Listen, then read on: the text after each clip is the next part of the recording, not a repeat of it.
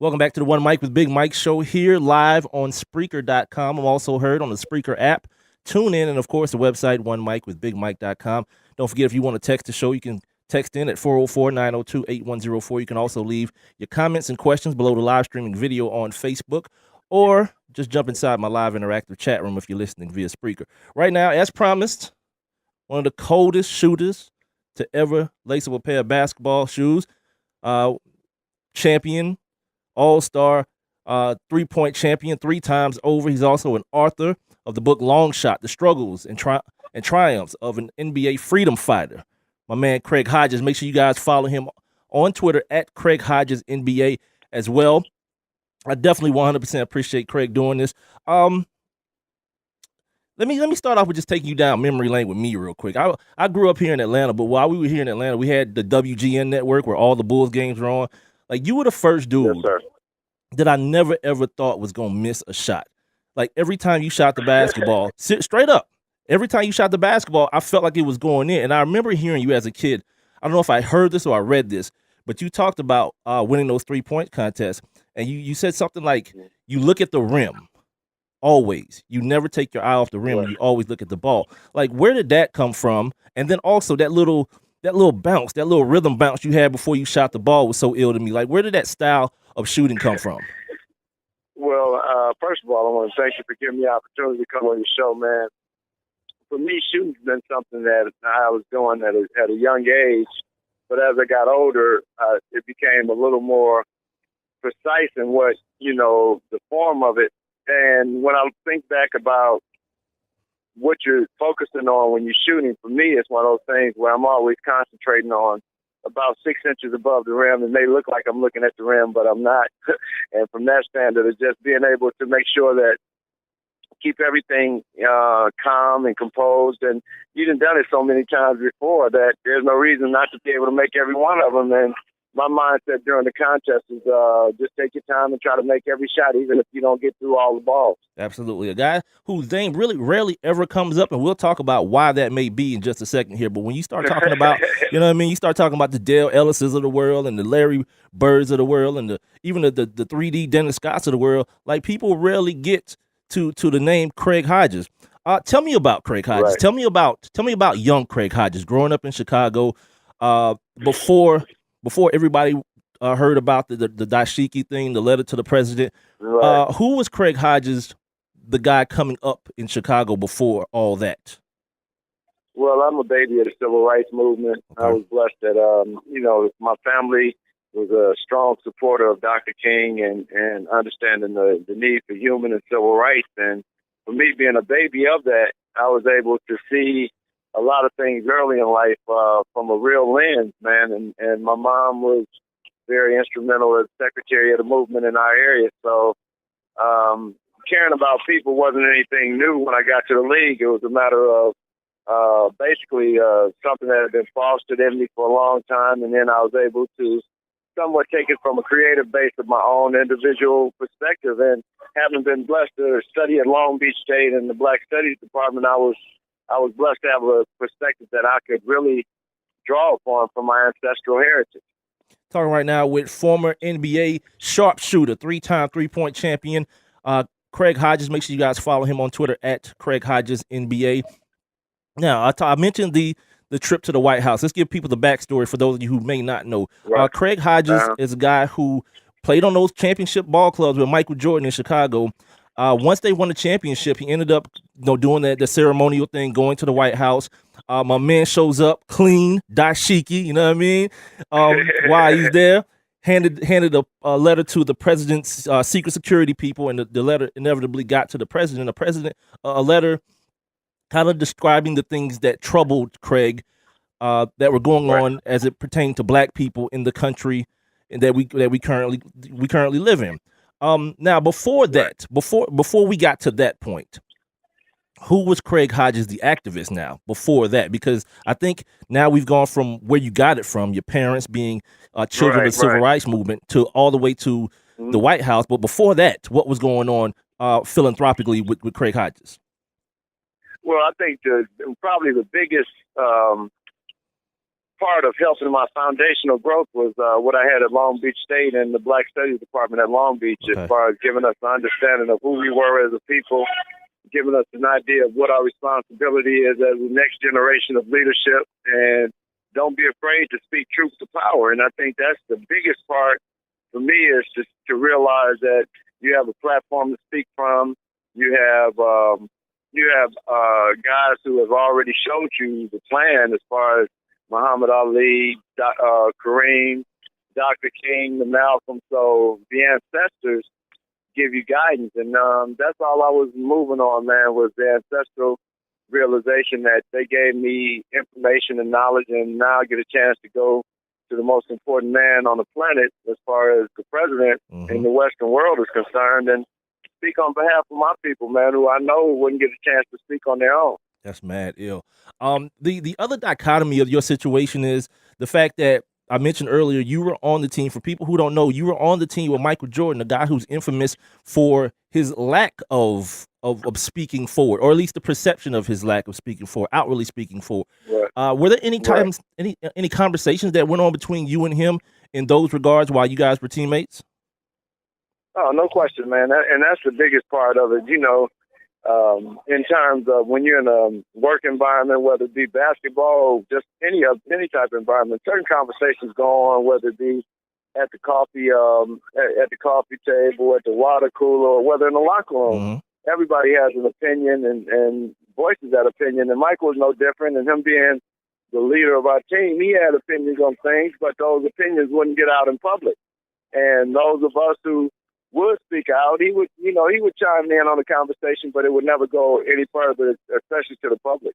How did that make you feel, being a guy who was, for lack of a better term, you didn't have the notoriety that he had, or the maybe the pull that he had, as far as being a black man that had the attention of white America the way he did? How did that make you feel? Well, and that's the beautiful thing of having been where I've been in my life, having studied what I studied, that it didn't discourage me from doing what I had to do. And I think that's the biggest part, is that we have to realize everybody's going to come to their consciousness when they do. And we can't be discouraged because they may not be at the place where we would like them to be, or even maybe where we are at a given point in time, but just try to plant the seeds and hope that at some point in time, the realization will come that, hey, man, I have a lot of power that I can wield and I can help a lot of people with. Talking right now with former NBA, two-time NBA champion, 10-year veteran in the NBA, sharpshooter extraordinaire, Craig Hodges, right now on the One Mic with Big Mike show. The reason that I wanted to have you on, the reason I so fervently went after getting you on, because while I was doing my research for the show, I ran into this article, and I want to read it to you. Adam Silver, the new commissioner, the latest commissioner of the NBA, he says, quote, "To me, if a player were to choose not to go to the White House, whether they were choosing not to go to the current White House or the future White House, which is now Donald Trump's White House, my response would be, that's a lost opportunity, because that's an opportunity for most citizens who have a political point of view would kill for. The opportunity to directly tell the president of the United States how they feel about an issue. Now, if the president were to say, I have no interest in what members of the NBA think about an issue, that might surprise me, and I might have a different response." So what he's saying is something totally different from your man, David Stern. Now, the part of the story that I didn't tell is, after this thing happened at the White House with Craig, he essentially got blackballed from the NBA. The league's leading three-point shooter by percentage couldn't get a job in the NBA. And now, fast forward 25 years, Craig, the new commissioner saying, yeah, you should go. You should voice your opinions. When you hear that, how does that make you feel? How does that make you feel over time that things have seemingly changed that much? Well, it's hopefully I feel like maybe Adam was watching me and he couldn't say anything because he was a deputy type cat at that point in time, but he felt the righteousness in what was going on. So maybe he's realizing it like that. And just today I heard Martellus Bennett said he's not going to go. So it's interesting, man. You just have to utilize it, and you have to pick your battles and be prepared to fight them the way that you feel like you have to, or what you're capable of doing to get a victory. Speaking of Martellus Bennett, the new athletes, the new athletes and their version, I guess I should say, of activism. I've been critical of some guys on my show where I feel like guys stay in that safe space. Even when you're man, even when Michael Jordan finally broke his silence. Right. He still rode the fence. He was like, I'm going to give $1 million to the black folks, and I'm going to give you the $1 million And $1 million to the police. to the police. You know what I'm saying? And I think Right. now the climate is of such where people get praised for being courageous, for doing the obvious. Like, I don't think there's anything courageous about 4 black dudes on the stage at an award show saying, please don't kill black people, police. You know what I mean? Like, that's not courageous. That's just common sense. Like, what idiot would say that's wrong? Yeah, so for me and my son talk about, you have the safety net of salary and social media today where that safety net wasn't available.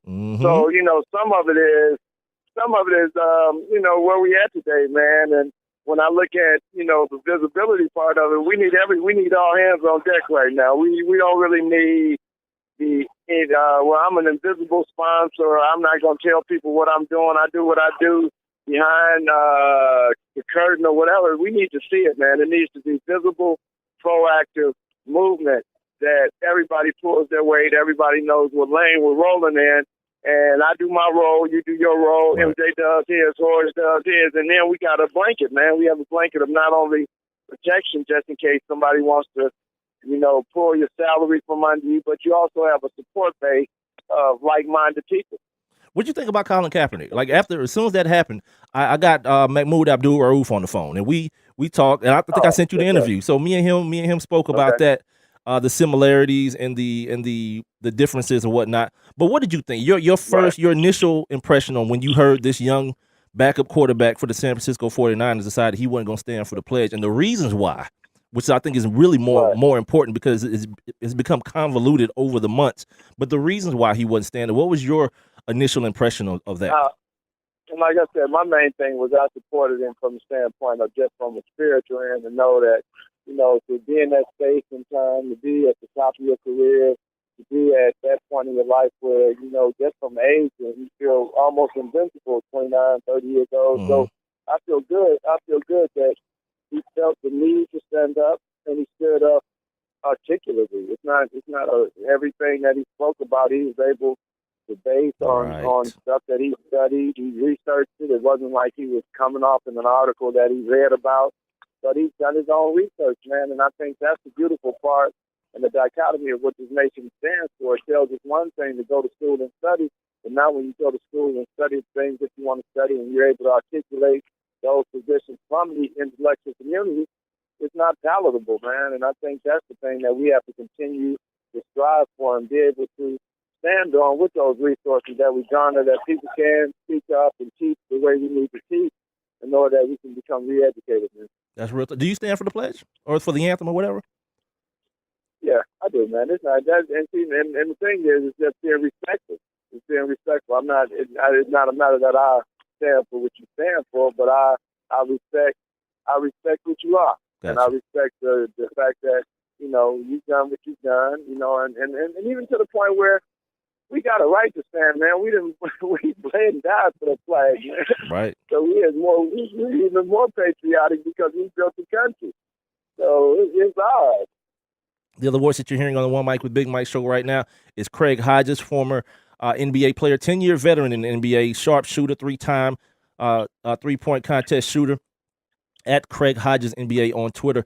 You led me to something else I wanted to talk to you about. This notion, when you start talking about people wanting you to use the education but then get mad at how you use it. I feel that same way when it comes to athletes using their voice. Like, people are trying to like disguise their undertones of racism in, well, this is sports. Politics don't belong here. Well, or social issues don't belong here. Well, if that's the case, athletes shouldn't be able to speak out about domestic violence. They shouldn't be able to speak out about animal abuse. They shouldn't be able to speak out about hungry kids. But no one says anything about those things. But as soon as you say, hey, how about the police stop killing black kids for no reason in the streets? Then it's like, we don't want to hear that. Why is that, Craig? Where's the attitude come from in sports? I think that and that's when we talk about the tentacles and the mechanisms of white supremacy racism. There you have it. You have the idea that what we talk about isn't important and that it doesn't really matter to the larger piece. But I beg to differ that when we take our economics and look at where they stand in the world, then we'll see how important the role is that we can play, even if it's nothing but drawing our economic side of this thing and starting from scratch. So, it's our time, man. It's our time on a lot of levels. And I'm just thankful to God that I'm able to here to be a part of the solution. And I'm glad you mentioned that because like that's something that I need help with. I talk about it on my show quite frequently. I mean, I do a sports show, but I'm not limited to sport because this is my thing, and I talk about whatever's going on. And I have a problem, especially with what's going on now with the orange beast that's in the White House right now.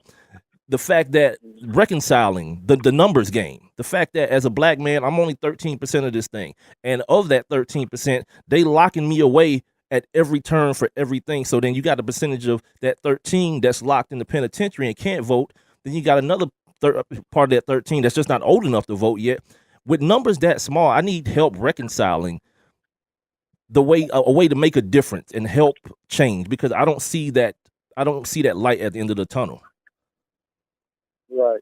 And that's the biggest part, man, is that it's so the proportions are such that it's definitely to a point that at some point that, when we look at just numerically the things that are going on, incarceration rates, right, recidivism rates, it's just one of those things where we have to understand the economics of it, that it's free labor, man, and the free labor involved is black and brown people, man, and that's why I'm coaching now at my old high school, getting these young brothers to realize that being a student athlete can alleviate some of the, the potential threats in your life, but you got to make sure that you maximize your opportunity and find your passion early and work as hard as you can, man. It's just a matter of work habits, and work ethic is what we got to get our young men to realize that we have a part to play in this thing, and your life absolutely matters. But if you're not taking yourself serious, nobody else will.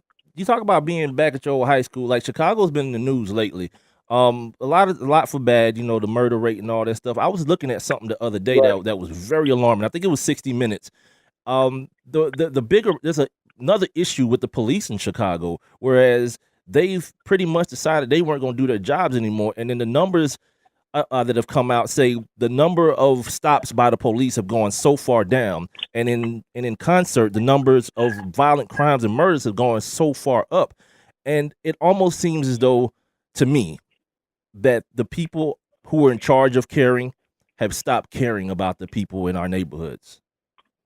Yeah, and that's why I say, man, at this point in our history, man, it's time for us to love ourselves, take care of ourselves, and see after ourselves. And I think I can't ask anybody else. I can't ask Rahm Emanuel, the mayor of Chicago, to handle and help the black community. I got to take it on myself, man. So that's why I'm doing what I'm doing here, and hopefully we can go ahead and unify ourselves in the city, because at 785 murders going into the new year, ridiculous, man. And it's a lot of money to be made in the death of black people for other people. So we got to cut down the numbers that they're making on our murders, man.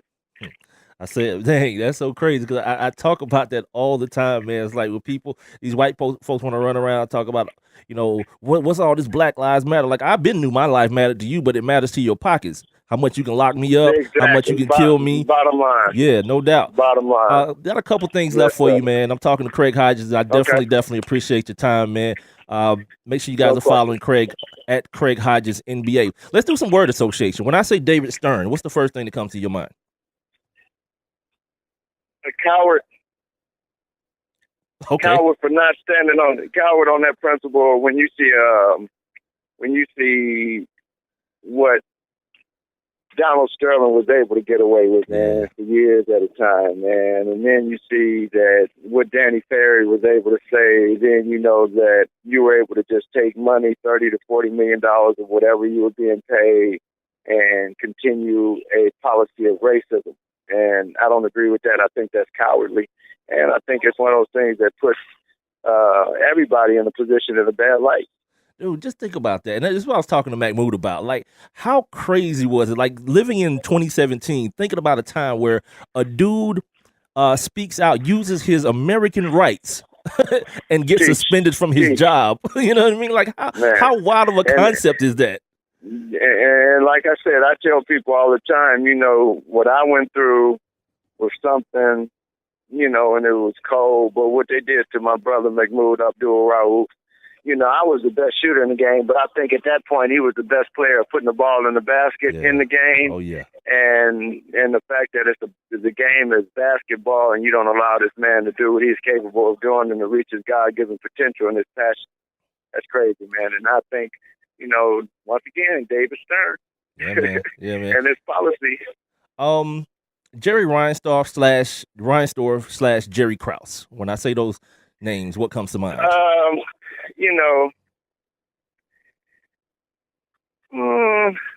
Power brokers.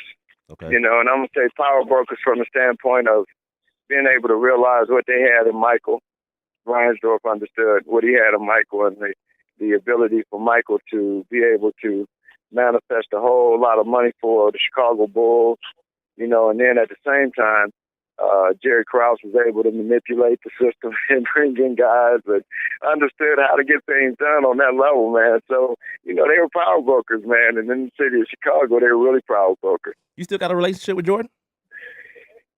I haven't talked to MJ probably in about 3 or 4 years, Okay. man. But I'm cool with everybody, man. I ain't got, ain't no reason for us to have no beef. I ain't got no beef with nobody, man. I can dig it. I ain't got enough money. We ain't got enough bread to have no beef with nobody yet. Amen. All right, look at man. I can't let you out of here without talking ball with you though, man, because I think right now the league is in a good place. I like what I'm watching basketball wise. I grew up in the days in the 90s, but I can still appreciate I don't have to see somebody get punched in the face by somebody else to think basketball is tough. So from a shooter's aspect, who you like watching now? They shoot the basketball. I love how Steph shoots it. Steph shoots it like I shot it. So I like how he shoots it. I like Kevin Durant. Yeah, he's a shooter. I talked to Westbrook a little bit about shooting, so I like to think that the things that we talked about helped his shooting from years ago. So it's a lot of young guys shooting the ball at a good rate and at a good, good precision shot, as opposed to you seeing a guy who shoots the ball and his ball is all over the place. What kind of stuff did you talk to Russ about his shot? Because that dude is getting crazy numbers this year, my man. Yeah, just, I told him one of the things that I talked to him about was, shooting his ball out of a 2-foot jump shot is going to give you more consistency. So when you see him coming to them elbows and he's pulling up out of a 2-foot jump shot, I like to think that's something that he and I discussed. But if not, I'd still love seeing it happen that way because that's the most consistent way to shoot the basketball. Absolutely. That's the craziest thing about Steph, man, because he got those crazy handles, but he always find a way to get himself back like perfect balance for that quick release jump shot. And I don't think people realize that they see the handles and they see the shot, but the way he gets back to it, and it's so unblockable, a three-pointer. Right, and that's the key it's a transition game. So your transition from your dribble to your shot is a transitional part of the game also. So the smoother you can make it, the better you become. And he's top at it right now. Absolutely. Last thing I got for you, because you mentioned... can't forget Kyrie Irving. Can't forget Kyrie. Definitely. Kyrie's he's sweet at the basket, too. Yeah. He's one of the best bad shot makers in the league. And I say that respectfully. Exactly. Last thing I got for you, you talked about doing work at your old high school. Now, what other kind of things you up to now? Right. Because now it seems to be the age of people getting back to marching and people getting back to voicing their stances on things. What's a guy like Craig Hodges been up to in any area? Well, like I said, just finished my book, and that was one of the biggest things in my life, man. As far as challenges and looking forward to doing something. And now I have a platform to speak from and being able to use my book as a way to get young people to realize that, you can do something that not all the time you see as something that may happen in your life, but you never know what time holds for you and what God has in store for you. Where can people get the book, Craig? You can get it at Amazon, as well as you can hit Haymarket. Book Crew is the publisher for it. But I'll be coming down there at some time to sign some books, hopefully. Real deal. Long shot, the struggles and triumphs of an NBA freedom fighter. My man, Craig Hodges. This is probably one of the top, you and Mahmoud and Kenny Anderson. I'm going to say my 3 best interviews I've done on this show in the year plus that I've done this, man. Not good because of me, good because of the content that you're bringing, my man. I appreciate it. Talk to you down the road, my man. You got it. All right. Peace.